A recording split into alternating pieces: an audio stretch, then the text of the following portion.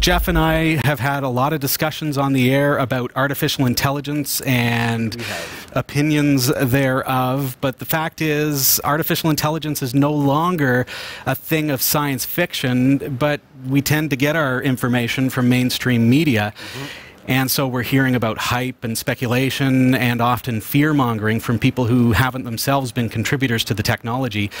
Our guest this week wants to change that with his new book, Architects of Intelligence, where he's recorded in-depth interviews with the very people shaping the future of AI. He's the New York Times best-selling author of Rise of the Robots.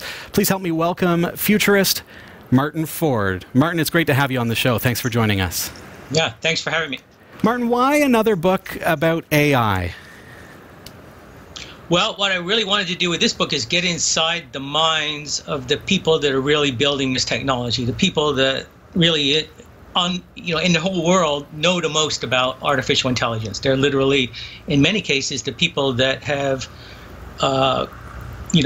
been responsible for some of the breakthroughs that have really brought us to this point where everyone is talking about AI because it's become so disruptive. So I think that's the best way to kind of cut through, as you said, the speculation and the hype and really find out what's really going on. And that's sort of my purpose with this book. Very good. And I love the way it reads. It is written very much as an interview. So, if you're daunted by a big, thick book, Architects of Intelligence from Martin Ford it's written like an interview, and you're able to kind of get into the minds of those who are involved in the development of AI. Martin, how will AI evolve, and what major innovations are on the horizon? Well, I mean, that's a good question. No one really knows the answer to that. And that's one of the main takeaways from the book is that I talked to 23 of the people in the world that know the most about this, and yet they really don't agree on a lot of this stuff. They have different opinions, different ideas. So one of the main takeaways is that it's going to be unpredictable. I mean, everyone agrees that it's going to be very disruptive, that it's going to be a game changer for the economy, for society, but we don't really know exactly what innovations are going to occur first. We don't know, for example, what industries are going to be transformed first. We don't know exactly what the breakthroughs are going to be. Having said that, the primary technology that's really driving things right now is what's called deep learning or deep neural networks, which is basically building software in a way that kind of roughly emulates the way your brain works, in terms of the way the neurons are connected. And that's the technology that's really just been transformative over maybe the last 6-7 years. We've seen incredible breakthroughs. We've got systems that, of course, are used in self-driving cars now. They're getting pretty close to really working. We've got systems used in medicine that can look at a medical image and actually be better than a human doctor in some cases at determining is there cancer in that image. We've got systems that are translating languages, even in real time. So it's just stuff that really just a few years ago was science fiction is now happening. So we can expect that over the next years and decades, that technology is going to get a lot better. It's going to evolve, become much more powerful, and that's going to continue to drive the disruption. And then further out, there are some real breakthroughs on the road toward what we would call true human-level intelligence, which is really kind of the holy grail of this whole field, building a machine that can think at the level of a human being. But that's kind of a long path, and there are a lot of breakthroughs that need to occur before we get there. Right. And a lot of my discussions in this book are about what exactly are those breakthroughs, when might they occur, what does that path look like, and how long will it take us to get the human level AI? That's one of the most fascinating questions, that's really central to this field. Martin, we hear a lot of terms AI and now deep learning. What's the actual relationship between deep learning and AI? Well, AI is the broadest term. Artificial intelligence really means essentially building technology, building machines or algorithms that, in some sense, think or take on cognitive capability, that can solve problems and learn in the same way that people can. One facet of that, one area of that is machine learning, which is specifically building algorithms that can look at data and can learn. And right now, those terms are used kind of interchangeably. But what we're seeing right now is really machine learning. It's algorithms that look at sometimes massive amounts of data and can learn to do amazing things from that. For example, looking at a medical image and determining is there cancer there or not. And that is really the disruptive technology, but in the future, it will become even broader and will incorporate things like genuine reasoning and so forth. But right now, it's primarily a focus on machine learning. Yeah, and that makes me think, are we going to see machine learning and deep learning continue to dominate, or are we going to have other approaches that are coming to the forefront? Right. So before the current boom in deep learning, if you go back, more than 10 years, 15 years, there were other areas of AI that were much more prominent that we really focused on. And this involved, for example, what was called symbolic reasoning, the ability of computers to make decisions and to reason in human-like ways. This is where the main thrust was, although people didn't have a huge amount of success with that. There was also expert systems, which are the kind of systems, for example, that do step-by-step thinking and analysis. That's the kind of system you would basically find in a jet airplane, which can fly itself, right?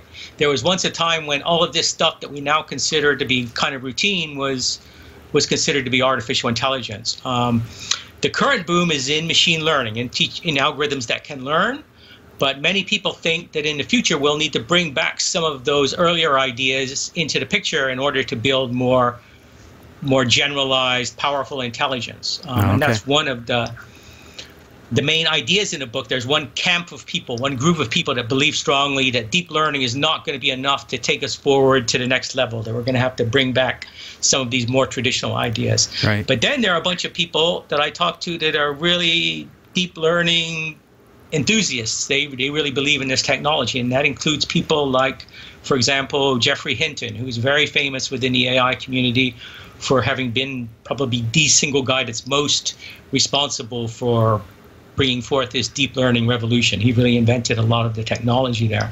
And they believe that deep learning will get better. There will be, it will become more general. It will have new capabilities. There will be breakthroughs that will occur within the context of deep learning or neural networks, and that will take us forward. So it's really interesting to talk to these different people about their views of the technology and how it might progress. But again, one of the main takeaways is that they really don't agree. There's something of a debate between these two camps. And that's one of the, I think, most interesting aspects of it.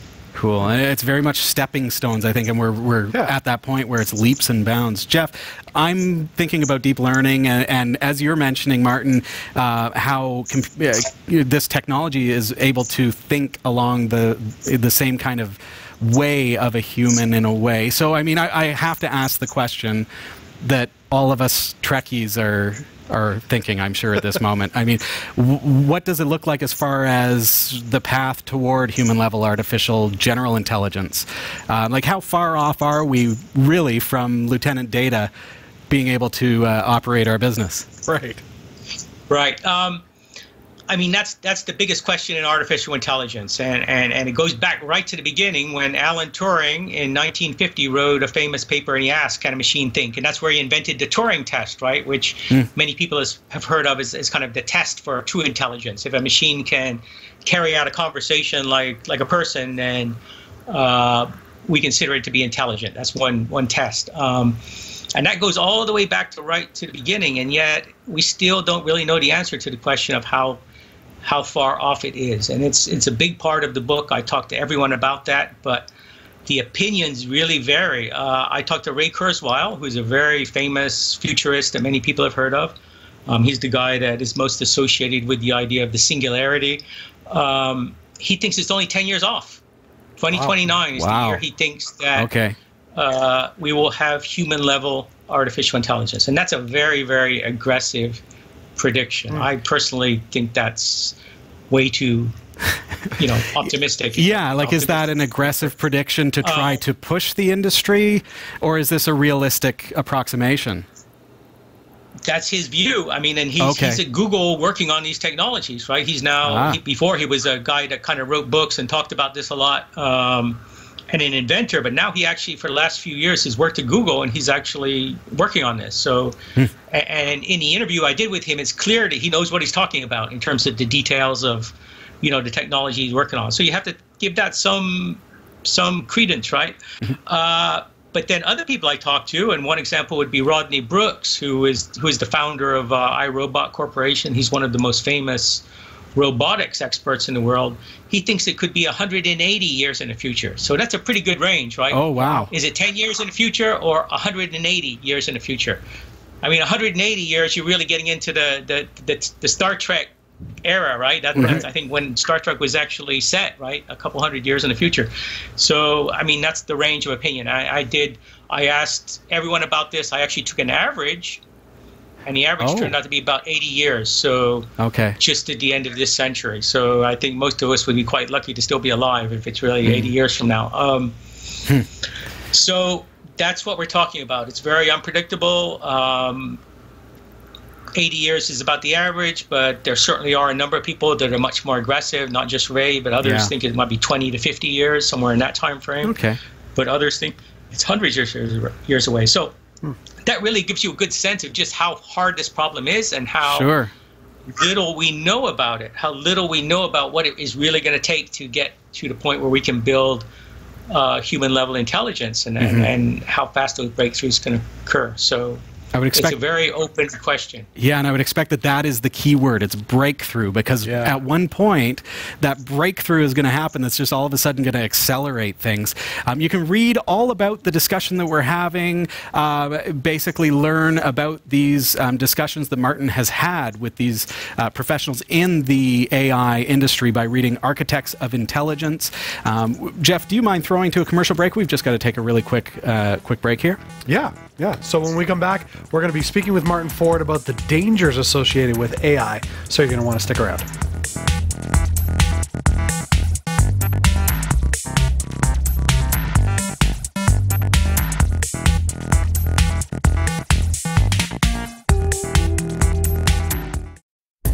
Whether you shop on ThinkGeek, GearBest, B&H Photo Video, eBay, or Amazon, or even if you want a free trial of Audible, you'll find the best deals and support the shows we produce by simply visiting the shopping sites you already frequent by using the links on our website. Visit category5.tv/partners for the full and ever-growing list, and help us create more free content like this show. Thank you for shopping with our partners, and thank you for watching.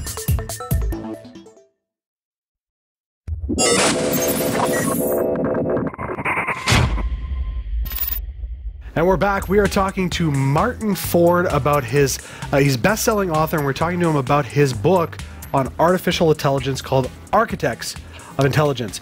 Now, prior to the break, we had a couple of great questions just kind of going through what is artificial intelligence, deep learning, how are they connected, stuff like that. But I want to get to the other side of it, because we've had conversations on the show, and as much as I love the advancement in tech, I'm very worried about the security risks that come with this. And part of the conversation usually goes, Jeff, we got to stay away from conspiracy theories. We got to be careful of that, because a lot of the mass media is driving toward fear-mongering in a lot of ways. Yeah. So I guess the question I want to know, and in coming up to this interview, I think it's the number one question I've wanted to ask, is what are the risks associated with AI, and particularly in the areas of security, privacy, bias, and potential weaponization? Sounds like a great question for Martin, our guest, Martin Ford. Right. So this is a very important question, and there definitely are some legitimate concerns there. And this is, was again a really important topic in the book. So there's lots of material there on this. I will just, in the beginning, I want to just make the point that there are really two categories of these risks or dangers. And the first one is what you just mentioned, the things that we're going to face for sure, the things that we are already beginning to face in artificial intelligence. So these are very, very legitimate, fairly immediate concerns that we really need to be worried about. And then there's a second category of dangers that we might call science fiction still at this point, very more speculative, futuristic things that many people consider to be, potentially existential, but that's a separate category. So let me focus first on the immediate things, the things that we really legitimately have to worry about. And certainly one of those is security. The reality is that when we have an autonomous system, something that is controlled completely by artificial intelligence, and there are no people in the loop, then it's natural to assume that that system is going to be more susceptible to hacking or to cyber attack. Sure. Right. Someone else could take control of that system or cause it to stop working. Just to give one example, imagine that we had autonomous trucks driving around delivering all our food to stores, to grocery stores, and someone hacked into that and brought all those trucks to a stop. I mean, that's a pretty big problem, right? And you can imagine many, many things like that. So the whole issue of security with these systems is a huge issue, and there's lots of effort being put into that. And it's going to be a huge challenge. It may be the single most important challenge with regard to artificial intelligence and automation more generally is the security issue. You know, the fact that we have to make sure that these systems, you know, are safe from intrusion, whether it's from criminals or other countries or whatever. And Martin, if I may ask, along that vein, whose responsibility is that? Are there regulations to demand companies that are manufacturing artificial intelligence to use a security by design principle? Yeah, I think that there's going to be a need to be kind of an interaction between government and between industry there. Certainly there's a place for regulation. I don't think that government can do it all by itself. I mean, what the reality is that with many of these issues, there's a place for regulation. It's also true that the government isn't by itself competent, right? The people that work in the government don't have the knowledge to do this. I mean, one basic reality is that people that work for the government make a lot less money than people in the private sector. So the very best people don't always work in the government, right? So in terms of technical expertise, it's not always there. So it's going to require cooperation between the companies that are doing this and the government, and hopefully there can be some reasonable standards there, and the companies will understand that there probably does need to be regulation to ensure that these systems are safe, and they will work together with the government to make that happen in an appropriate way. Okay. Now, I mean, along that vein of thinking, you also have the impact of AI as it relates to industries. And so with that challenge you write about in Rise of Robots is the potential impact on the job market and the economy. Do you think that all of this could cause a new kind of industrial revolution and completely transform the job market? Yeah, I mean, that's my view. And as you say, that was the topic of my book, Rise of the Robots. And I talk a lot about that with everyone in Architects of Intelligence as well. There is something of a debate about that. You will find for sure economists that will tell you that this is all overblown, that there's nothing to worry about. And largely the reason they'll tell you there's nothing to worry about is that in the past, this issue has come up many times. People have worried about technological unemployment for a long time, but hasn't really happened yet, right? So I personally believe that this time is different because now we've got artificial intelligence. We've got machines that are in a limited sense beginning to think, and that means that they are competing, you might say, with our core competence, right? The thing that really makes us unique as human beings is our ability to think, to learn, to adapt, to innovate, and machines are beginning to compete directly with this capability, and that's going to have a different impact in the future. That's my view.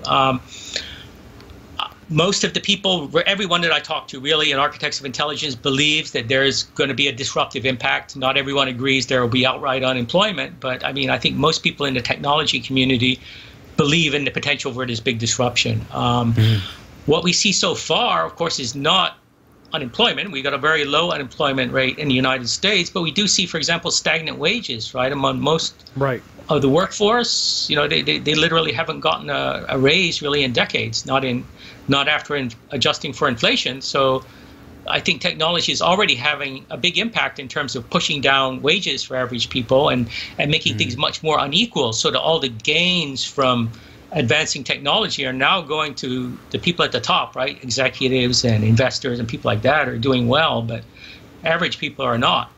So I think this is already having a big impact, and I personally believe that over the next 10, 20 years, we're going to see an even bigger impact, and there is a real potential for unemployment, and that's an issue that is, potentially huge for society, for the fabric of society, for stability of society, for political stability and so forth, not just in the U.S., but in countries across the world.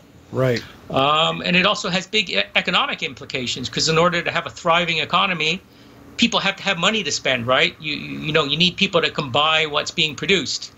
Businesses need customers, and if people don't have jobs or if their incomes are very low, if things are so unequal that a few people are really capturing all the income, then you can't really have a vibrant economy, and I think that's going to be a real challenge for us. So that is my view, although again there is a big debate over it. Okay, now I mean, with that thought, I mean you've talked about how big business is going to be gaining from that, and I know I read an article earlier this week about I think it was a restaurant in Japan or China that had laid off all of its staff and got robots in, and then fired them all essentially because they weren't working out. So with that kind of back and forth hustle of trying to get a sense of how to use AI, who really is going to be the big benefactor and who are going to be the big losers? Is it kind of the, you know, big man versus little man, or is it going to create a whole new realm of winners and losers, so to speak? Well, it's going to, I mean, technology is going to have a gradual impact, right? It's not going to be a restaurant bringing in all robots overnight or something. It's going to be a restaurant gradually using more robots, and as a result of that, not needing quite as many people, and maybe letting some people go, and maybe not hiring so many people in the future, right? And you're going to see that in restaurants, you're going to see that in Amazon warehouses, and you're going to see it especially with white-collar jobs across the board. So this one really important thing to understand is that this is not just blue-collar workers, and it's certainly not just physical robots that are actually manipulating the world, right? It's a lot of this is just about software, and it's going to be a big impact on knowledge workers, the people that sit in front of a computer and do relatively routine things, you know, cranking out the same report again and again, or doing the same kind of quantitative analysis or manipulating data in some way. A lot of that is going to be susceptible to automation, and that's not, you know, low-skilled people, right? That's people that have college degrees. Right. So there's a big impact coming there. Now, in general, the losers are going to be people that do routine, repetitive, predictable things. And again, that doesn't necessarily mean unskilled people or people that don't have education. It's about the nature of the work. It might be the McDonald's worker flipping hamburgers, or it might be the college graduate who just does the same report every week, right? Those people could both be impacted. The people that are going to be the winners and will be relatively safe from this and maybe in a position to benefit from it are going to be the people that can work with the technology in a way that really adds value. And that will be people who are very creative, that generate new ideas.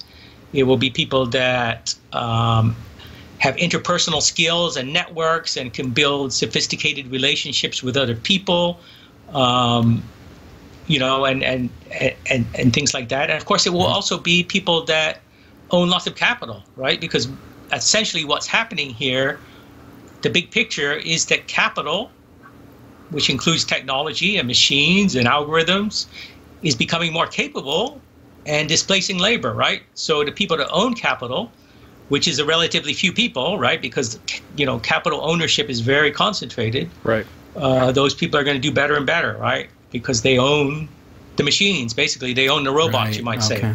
Whereas the people that rely on their labor, if they don't have the specific skills to really work with these technologies and benefit from these technologies, those people are going to be losers. So that's the story that we're going to see in the future, I think, and it basically is saying that things are going to become even more unequal than they are now.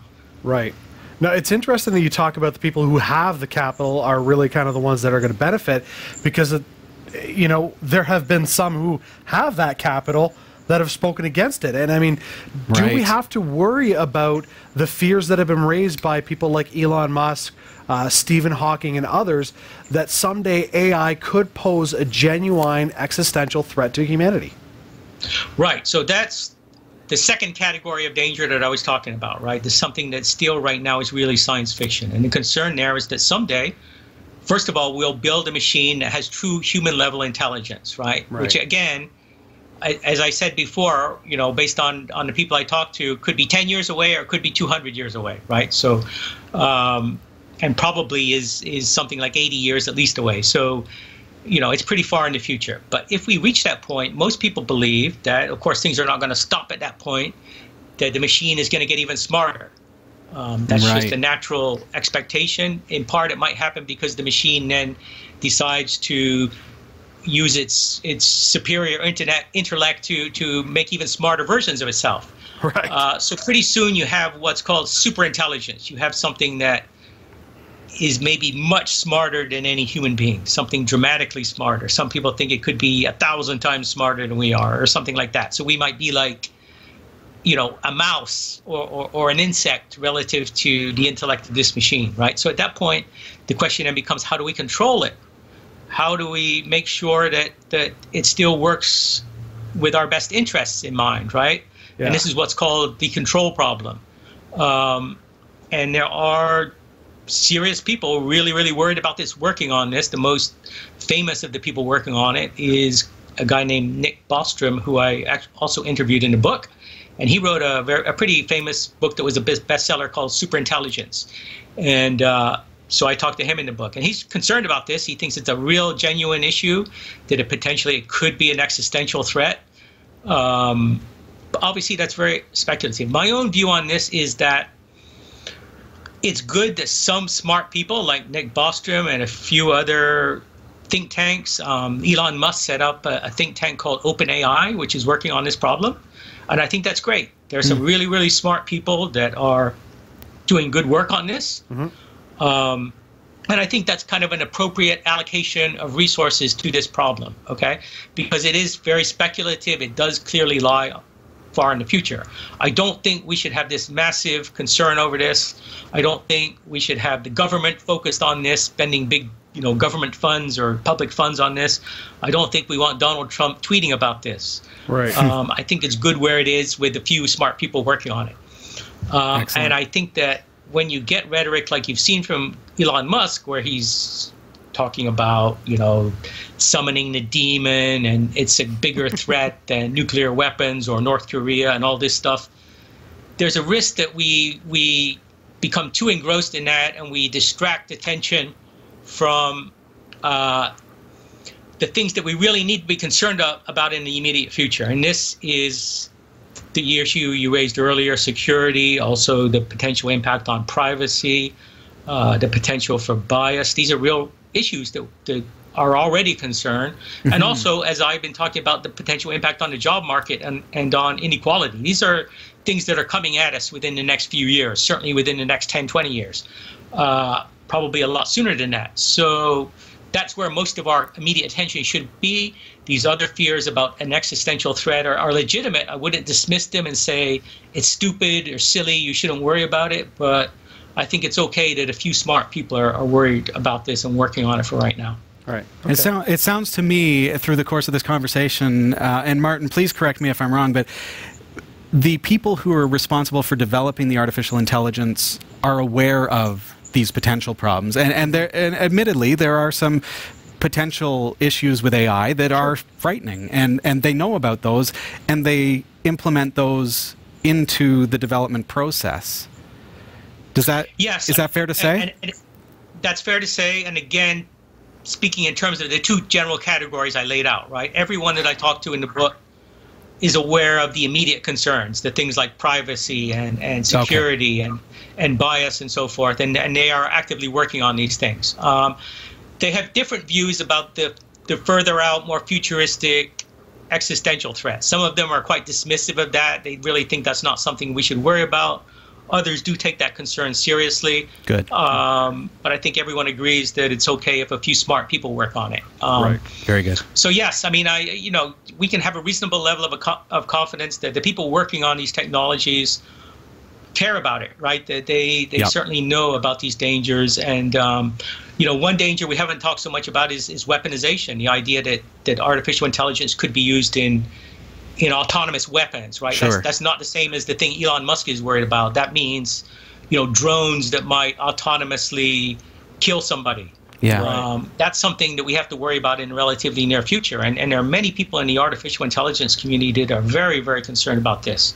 For example, there are over 1,000 researchers that have signed a petition, calling for a ban on these kinds of technologies because it could be, very dangerous and disruptive. Interesting. Now, we've kind of gone from the beginning of what is it and how does it relate to deep learning. We've gone to we got into the dark side of AI. Can we just bring it back a little bit? Yes. Okay. So phew. for one final question, between all of your interviews, all of the research you've done, what are you personally most excited about when it comes to the evolution of AI? I'm excited about the potential that the technology has to transform the world for the better. I mean, one of the best interviews in my book that I recommend everyone read is with Demis Hassabis, who is the CEO of DeepMind, right? This is maybe the most famous AI company in the world. It's the company that built the AlphaGo system that a lot of people heard about. It won at the game of Go. There's actually a documentary called AlphaGo on Netflix that you can watch about this. I'd highly recommend it. What Demis says, he's really famous for this quote, is that he wants to solve the problem of artificial intelligence, and then he wants to use that to solve everything else. And that's really the potential of what we're talking about here. Right. So AI is going to become the most important tool in our toolbox. It's going to result in incredible breakthroughs in medicine and science. It can be used to address problems like climate change. It can be used to solve the problem of new clean energy sources, right? Maybe even, global poverty. These are huge problems that humanity faces. AI is going to be the most important tool we have to solve these problems. Because if you think about it, everything that we have in our world today, everything that makes your life better than someone that lived 100 years ago or 1,000 years ago is because of human ingenuity, right? Right. And I think we've lost Martin there just for a moment. Martin, I'm going to let that reconnect for your final thought. We can't even. Oh, sorry, we lost you there, Martin. Martin, can we just back up just about 10 seconds, please? Sorry. Okay. So artificial intelligence is going to be the most important tool in our toolbox. It is going to enable us to create things in the future that today we can't even imagine. And that's the real promise of this technology. That's what gets me excited, and that's the reason that I talk about the challenges and the downsides of this technology, and in particular why I talk about the potential for inequality and unemployment and so forth. Because if we don't talk honestly about those problems and try to create solutions to those problems and try to create a way for this to evolve in a way that's inclusive, right, that benefits everyone, then there's going to be a backlash, right? People are going to object. They're going to, people that are losing their livelihoods, that are falling behind, they're going to be against this technology. And that's a bad thing because it's an incredible benefit for humanity. We don't want that. We want to find a way to adapt to this so that we can leverage this technology on behalf of everyone. And that's really my primary message in really everything that I do and in terms of all the writing that I've done in this area.